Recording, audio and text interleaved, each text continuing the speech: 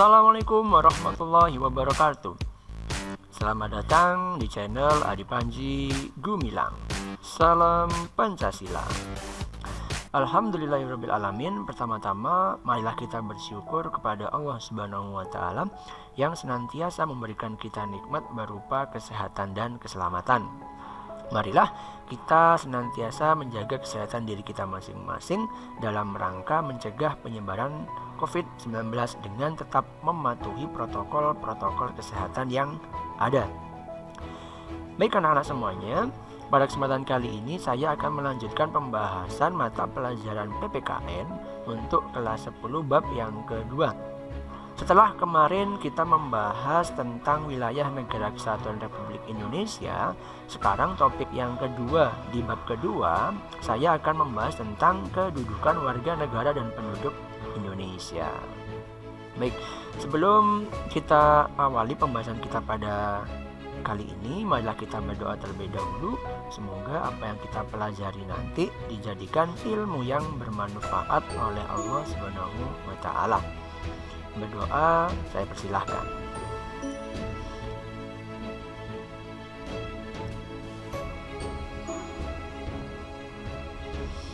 Berdoa selesai. Baik, anak-anak semuanya, berbicara tentang warga negara dan penduduk. Jadi, warga negara dan penduduk atau masyarakat seperti itu ya, ini merupakan salah satu syarat mutlak dari terbentuknya suatu negara. Selain kita kemarin membahas tentang wilayah ya.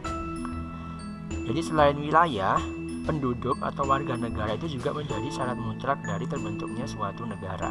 Bisa kalian bayangkan ketika sebuah negara memiliki wilayah tetapi tidak memiliki penduduk, bisa dipastikan bahwa keberlangsungan dari negara tersebut tidak akan tercapai gitu ya, atau tidak akan terbentuk yang namanya negara. Lanjut, di dalam materi warga negara dan penduduk pada kali ini akan ada beberapa pokok bahasan yang akan saya bahas ya. Yang pertama adalah pengertian warga negara dan penduduk. Kemudian nanti akan kita bahas dasar hukum warga negara dan penduduk. Yang ketiga akan kita bahas status kewarganegaraan. Yang keempat ya, akan kita bahas asas kewarganegaraan. Yang kelima kita akan membahas cara memperoleh kewarganegaraan dan kehilangan kewarganegaraan. Dan yang terakhir akan kita bahas ketentuan pidana ketika mungkin nanti akan terjadi pelanggaran yang berkaitan dengan warga negara maupun penduduk. Oke ya, sudah siap ya? Bisa kalian siapkan alat tulis dan lain sebagainya untuk mencatat hal-hal yang penting. Kita memasuki pokok bahasan yang pertama, yaitu pengertian warga negara dan penduduk.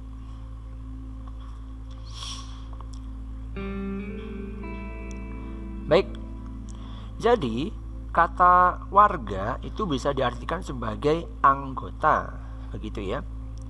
Warga negara itu merupakan anggota dari suatu komunitas dan organisasi kekuasaan yang disebut negara.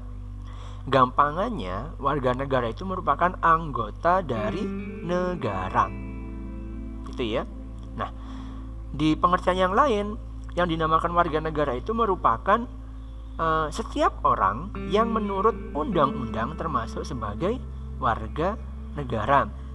Berarti di sini secara legal ya, secara resmi seseorang dinyatakan sebagai warga negara itu ketika dia sudah disahkan menurut undang-undang atau disahkan sesuai dengan aturan hukum yang berlaku di suatu negara.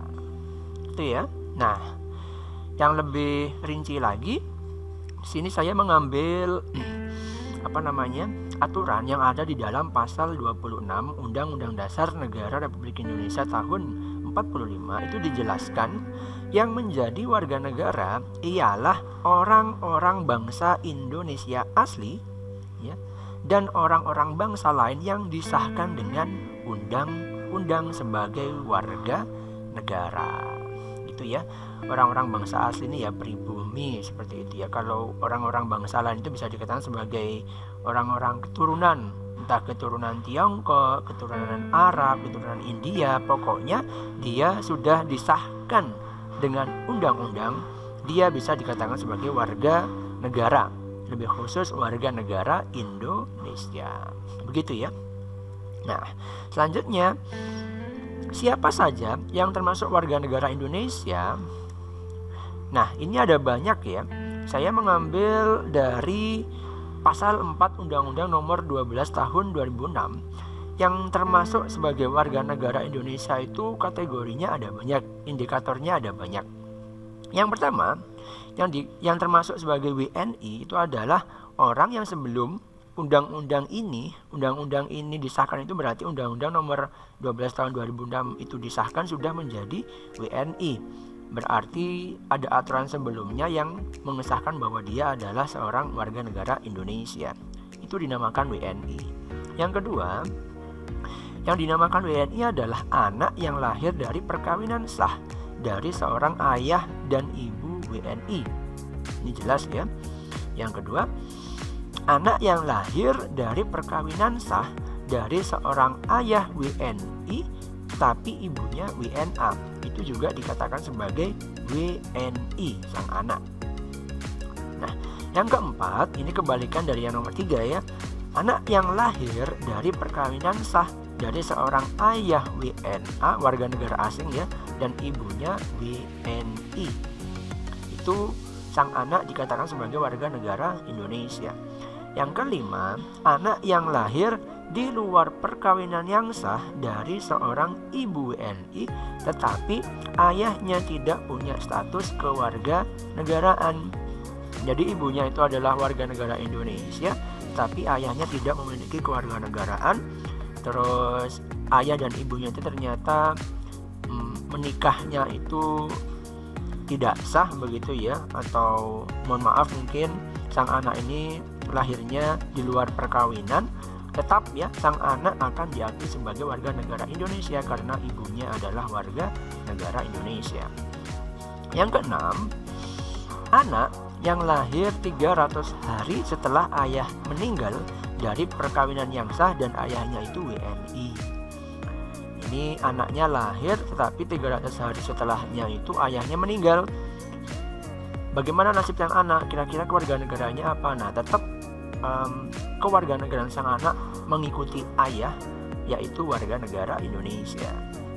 Yang ketujuh, yang dikatakan sebagai WNI adalah anak yang lahir di luar perkawinan yang sah dari seorang ibu WNI. Gitu ya. Ini tanpa ada tanpa ada penjelasan yang lebih lanjut. Pokoknya ketika ada anak lahir di luar perkawinan, kemudian ibunya WNI atau ayahnya WNI, itu tetap sang anak diakui sebagai WNI. Masih ada ya ini ya, tenang ya. Lanjut. Yang dikatakan WNI adalah anak yang lahir di luar perkawinan yang sah dari seorang ibu warga negara asing yang diakui. Gitu ya. Jadi ini anak lahir di luar perkawinan, ternyata ibunya itu warga negara asing. Kemudian ada seorang laki-laki ya, ayah begitu ya, dia mengakui bahwa anak itu merupakan anaknya, maka sang anak ini juga diakui sebagai warga negara Indonesia. Di situ ada keterangan sebelum anaknya dan belum berusia 18 tahun atau belum kawin. Artinya ketika sudah berumur 18 tahun maka sang anak itu diberikan kewenangan untuk menentukan status kewarganegaraannya sendiri. Nomor 9, anak yang lahir di wilayah NKRI yang tidak jelas status kewarganegaraan ayah dan ibunya.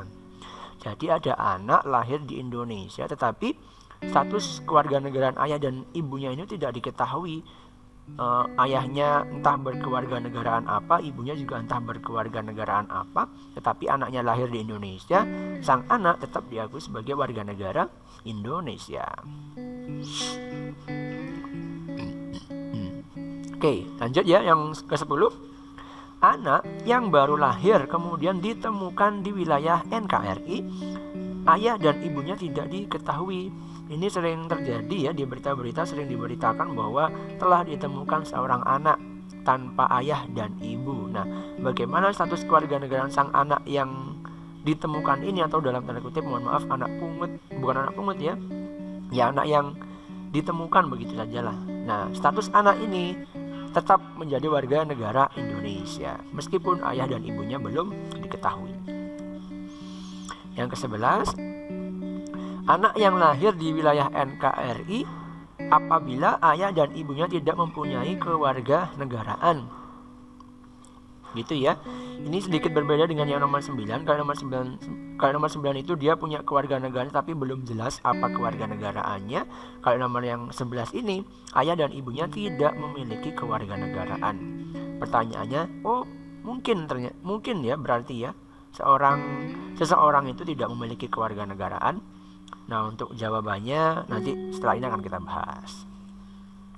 Nomor 12, anak yang dilahirkan di luar wilayah Indonesia gitu ya, dari seorang ayah dan ibu WNI. Ya, ini kayaknya jelas ya, lahirnya di luar negeri tapi bapak ibunya WNI. Ini sang anak memiliki kewarganegaraan Indonesia. Yang nomor 13, anak dari seorang ayah atau ibu yang telah dikabulkan permohonan kewarganegaraannya, kemudian ayah atau ibunya itu meninggal dunia sebelum mengucapkan sumpah atau menyatakan janji setia. Jadi begini, ketika ada dua orang suami istri itu awalnya mungkin berkewarganegaraan Brazil, kemudian dia ingin menjadi warga negara Indonesia. Ketika mereka ingin menjadi warga negara Indonesia, ibunya itu sedang mengandung. Akhirnya ketika mengurus persyaratan administrasinya, sang anak ini lahir begitu ya. Sang anak ini lahir, tetapi setelah lahir salah satu di antara kedua orang tuanya itu meninggal dunia. Nah, ini sang anak tetap berkewarganegaraan Indonesia. Jadi itulah anak-anak beberapa indikator yang bisa kita pelajari ya, yang bisa menjelaskan juga bahwa seseorang itu kewarganegaraannya apa begitu. Nah, selanjutnya setelah kita mengetahui pengertian dari warga negara, sekarang pengertian penduduk. Nah, menurut pasal 26 UUD NRI 1945, penduduk ialah warga negara Indonesia dan orang asing yang bertempat tinggal di Indonesia. Yang perlu kalian garis bawahi adalah bertempat tinggal, bukan berwisata gitu ya. Kalau berwisata kan cuma 1 minggu, 2 minggu, 1 bulan, itu masih belum bisa dikatakan sebagai penduduk. Tapi kalau tinggalnya itu kurang lebih selama 1 tahun, 2 tahun atau lebih, nah orang asing tersebut bisa dikatakan penduduk Indonesia. Begitu ya. Nah, sekarang saya ada pertanyaan, nanti silakan coba dipikirkan jawabannya kira-kira apa ya. Yang pertama pertanyaannya adalah, apakah setiap penduduk adalah warga negara Indonesia? Ya. Yang kedua, apa perbedaan warga negara, penduduk, dan rakyat? Nanti silakan kalian diskusikan boleh, atau kalian cari jawabannya di buku maupun di internet boleh. Jawabannya silakan kalian tulis di buku kalian masing-masing. Baik, itulah tadi penjelasan tentang pengertian warga negara dan penduduk. Sekarang dasar hukumnya ya. Tadi sebenarnya sudah saya sempat singgung berkaitan dengan dasar hukum warga negara dan penduduk. Tadi saya menyebutkan ada pasal 26 UUD NRI 45. Ini adalah dasar hukum yang utama itu ya, yang terdapat dalam Undang-Undang Dasar negara kita. Yang kedua, secara lebih teknis, secara lebih rinci berkaitan dengan warga negara dan penduduk itu diatur dalam Undang-Undang Nomor 12 Tahun 2006. Kedua pasal ini silakan kalian catat dengan baik karena ini penting begitu ya, sebagai landasan berpikir kita berkaitan dengan warga negara dan penduduk. Selanjutnya, nah, saya akan membahas tentang asas kewarganegaraan. Oke. Jadi, Asas kewarganegaraan itu biasanya digunakan untuk menentukan status kewarganegaraan seseorang. Di dunia ini secara umum ada dua asas yang seringkali digunakan untuk menentukan status kewarganegaraan seseorang. Apakah kedua asas tersebut? Kedua asas kewarganegaraan yang saya maksud adalah yang pertama ius sanguinis, yang kedua ada ius soli. Gitu ya. Ius sanguinis atau law of the blood atau asas yang menentukan kewarganegaraan itu berdasarkan keturunannya, gitu ya. Jadi status kewarganegaraan seseorang itu ditentukan berdasarkan dia keturunan siapa, begitu. Beberapa negara yang menganut asas ius sanguinis ada Cina atau Tiongkok, ya ada Bulgaria, Belgia, Republik Ceko, Kroasia dan lain sebagainya. Yang kedua, asas ius soli.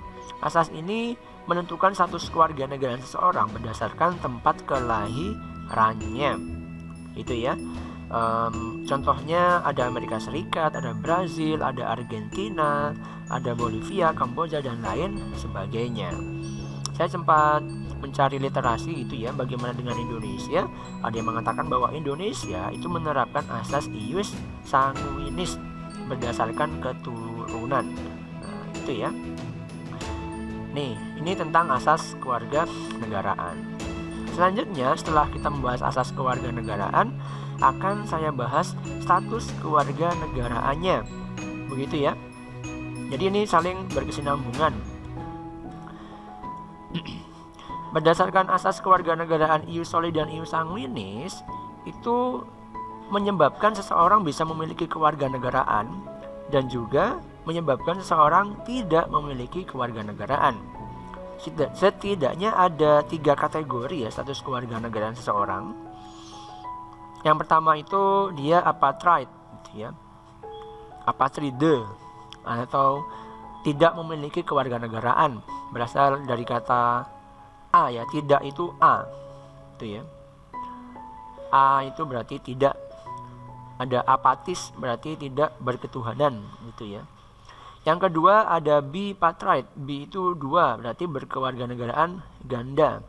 Yang ketiga multipatride atau lebih dari 2 kewarganegaraan.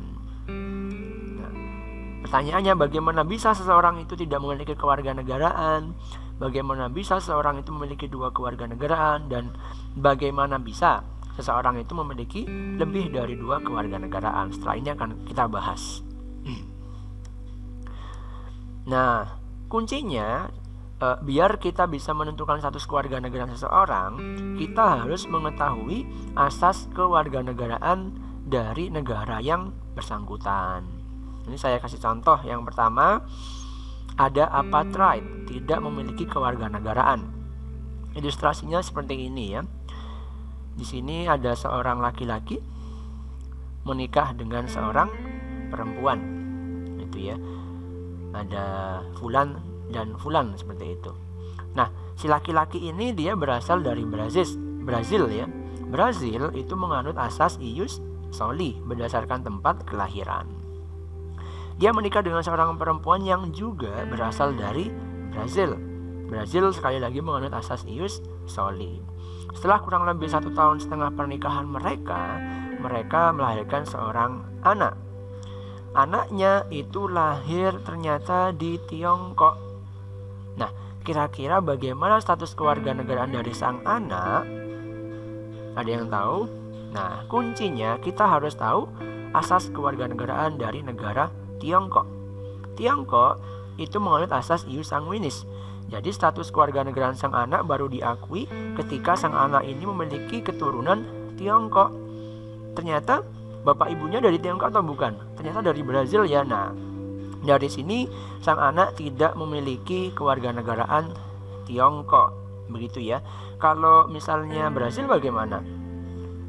Kalau Brazil kan ius soli. Ius soli itu menentukan status kewarganegaraan seseorang di mana dia dilahirkan. Nah, ternyata sang anak itu lahirnya di Tiongkok, ya maka dia bukan warga negara Brazil. Sehingga kesimpulannya dia tidak memiliki kewarganegaraan. Itu ya. Ini coba kalian perhatikan dengan baik ya, biar kalian tidak bingung. Nah, sekarang bagaimana yang bipartite memiliki 2 kewarganegaraan? Sama ya kasusnya, ada seorang laki-laki, ada seorang perempuan, mereka menikah. Nah, sekarang kasusnya yang laki-laki itu berasal dari Korsel, yang menurut asas ius sanguinis menentukan status kewarganegaraan berdasarkan keturunan. Sang istri juga berasal dari Korsel, begitu ya. Setelah 1 tahun menikah, mereka dikaruniai seorang anak. Ternyata lahirnya di Brazil. Nah, ini kebalikannya yang tadi ya. Nah, Brazil kan tadi kita ketahui memiliki asas ius soli. Sang anak akan diakui warga negara Brazil ketika dia lahir di Brazil. Ternyata anak dari bapak dan ibu yang berasal dari Korsel ini lahir di Brazil, maka dia akan diakui sebagai warga negara Brazil. Ternyata dia juga punya keturunan dari Korea Selatan, maka sang anak juga akan diakui sebagai warga negara Korea Selatan, karena Korea Selatan menganut asas ius sanguinis, dia berdasarkan keturunan. Kesimpulannya, sang anak ini memiliki 2 kewarganegaraan atau bipartite, yaitu yang pertama Brazil, yang kedua Korea Selatan.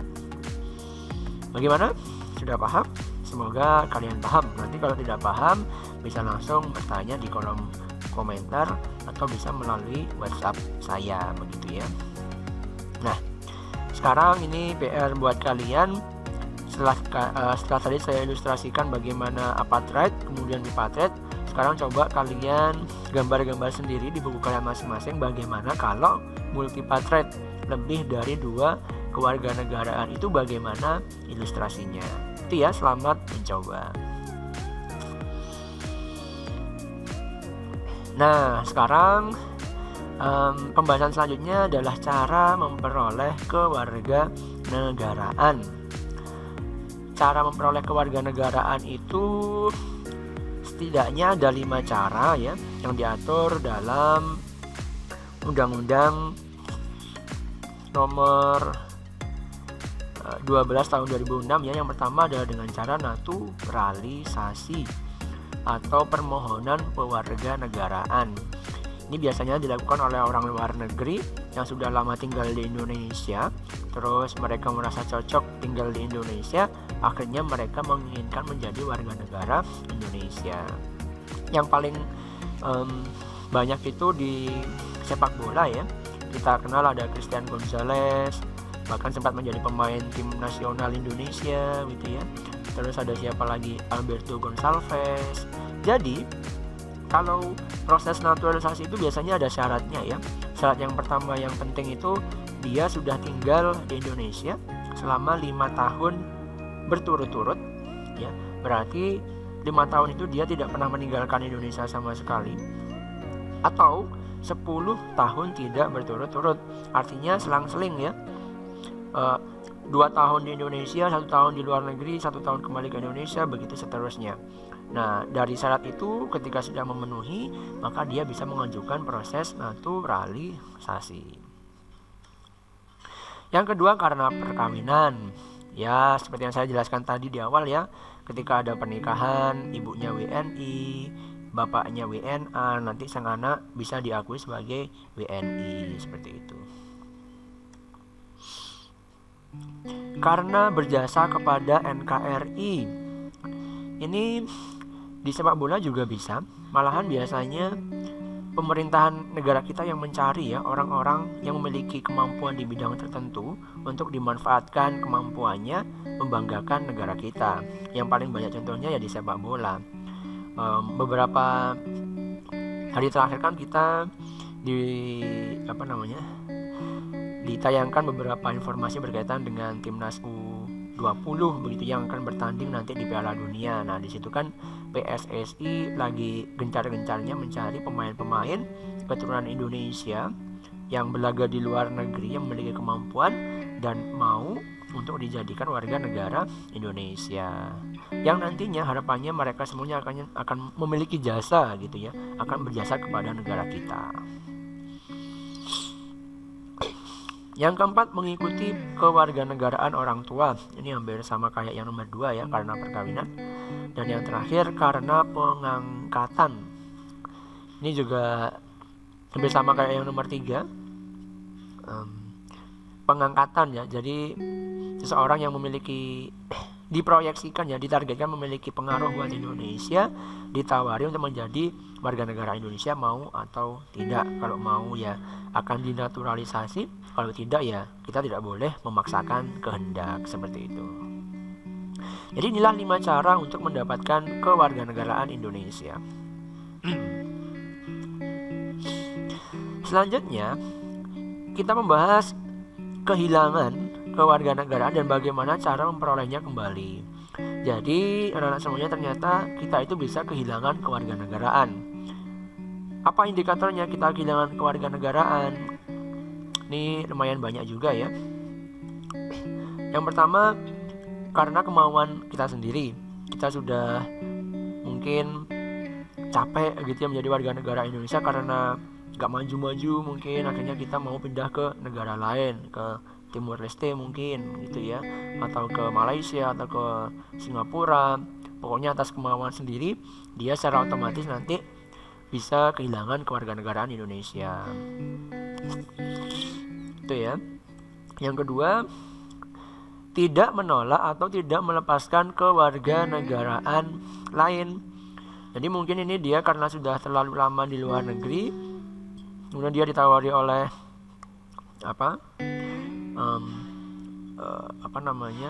pemerintahan dari negara yang bersangkutan, dia menerima, tapi dia tidak melepaskan kewarganegaraan tersebut.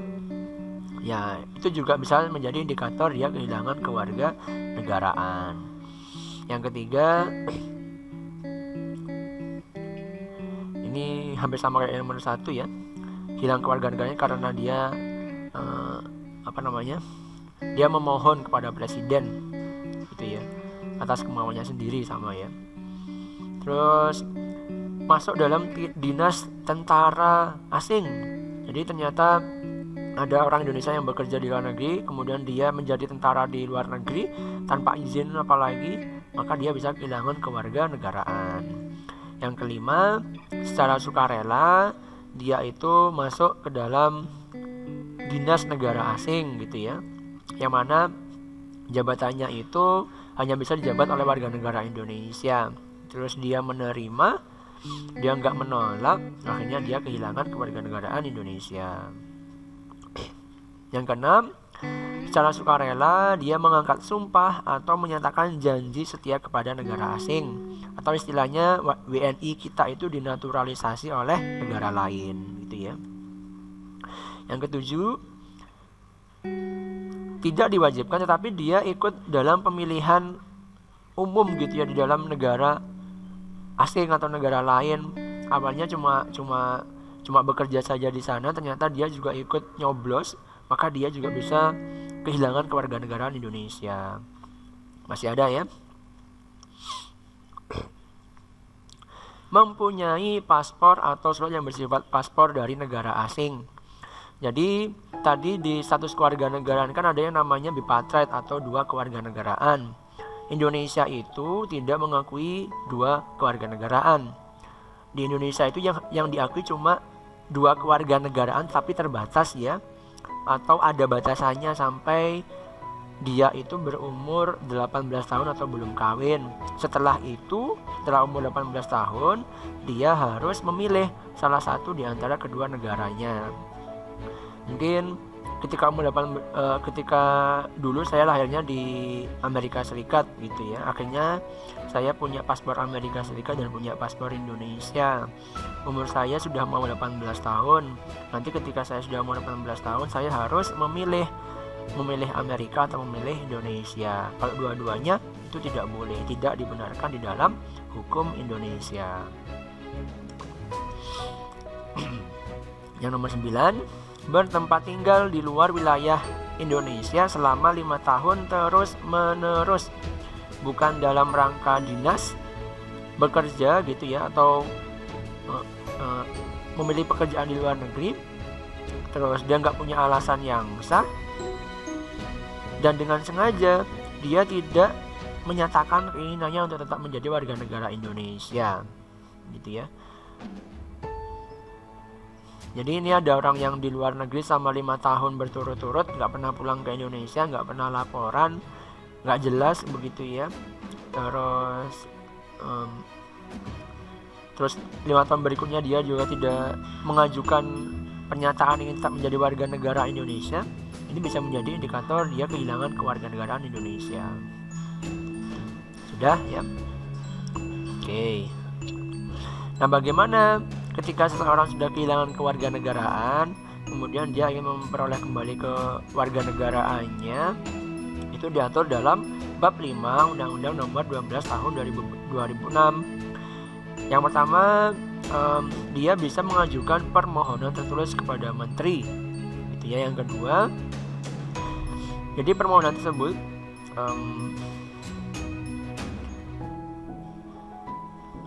ketika bertempat tinggal di luar wilayah negara Indonesia, permohonan tersebut disampaikan kepada perwakilan Republik Indonesia di wilayah tersebut, gitu. Ini berkaitan dengan teknis sebenarnya ya, bagaimana pengajuannya.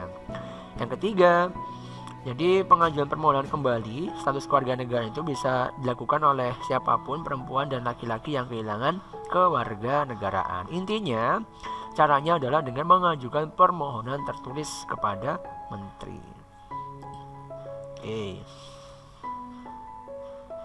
Nah, sekarang kita bahas ketentuan pidananya apabila ada yang melanggar Undang-Undang Nomor 12 Tahun 2006. Oke.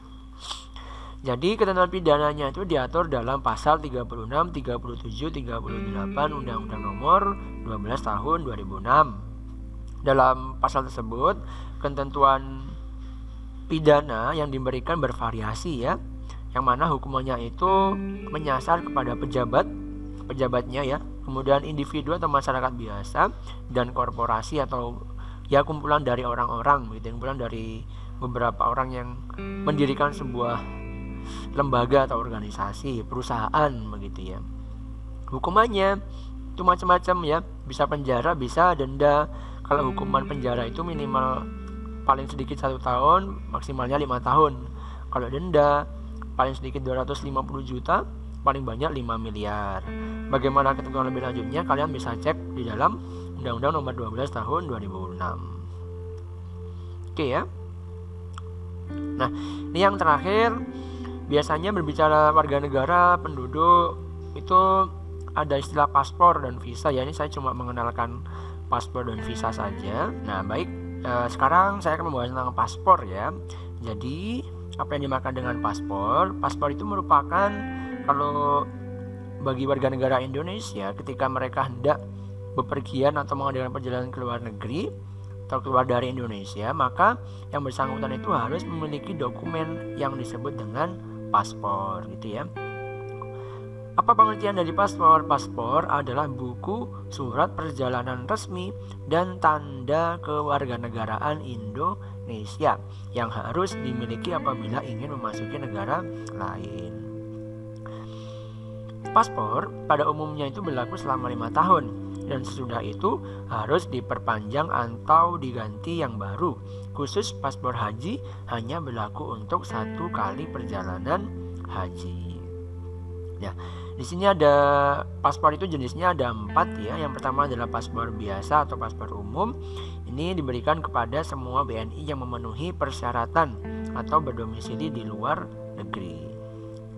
Yang kedua, paspor dinas diberikan kepada WNI, pejabat pemerintah, anggota TNI Polri atau PNS yang melakukan perjalanan dinas ke luar negeri.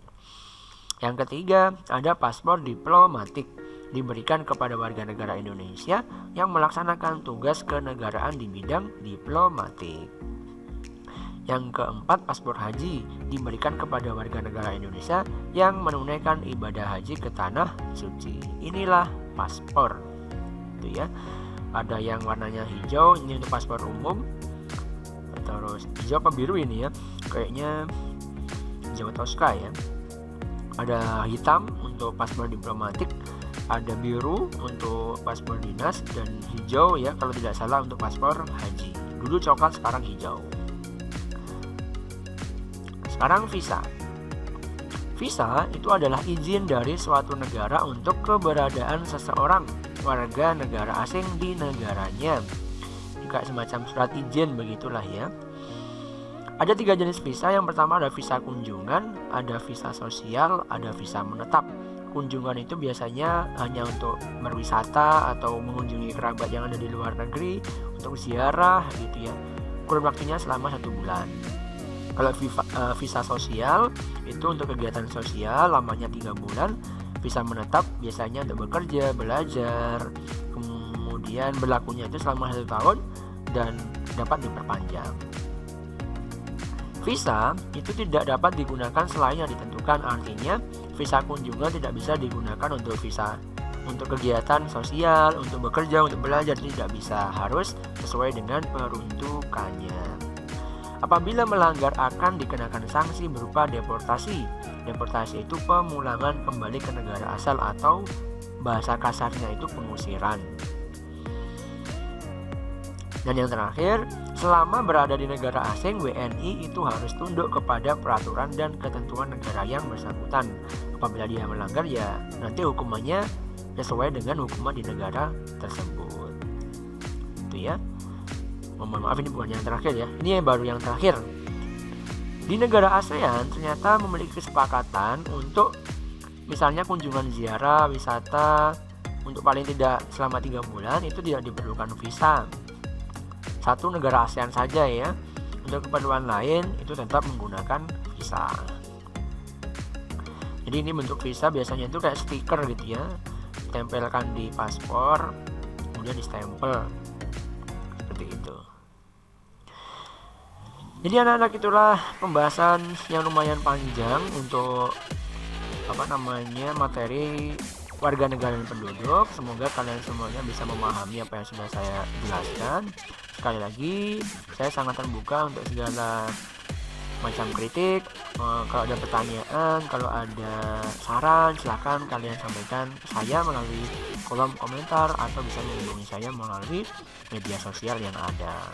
Terima kasih semuanya, selamat belajar. Semoga apa yang kita pelajari hari ini bisa bermanfaat. Akhirul kalam, wassalamualaikum warahmatullahi wabarakatuh. Salam Pancasila.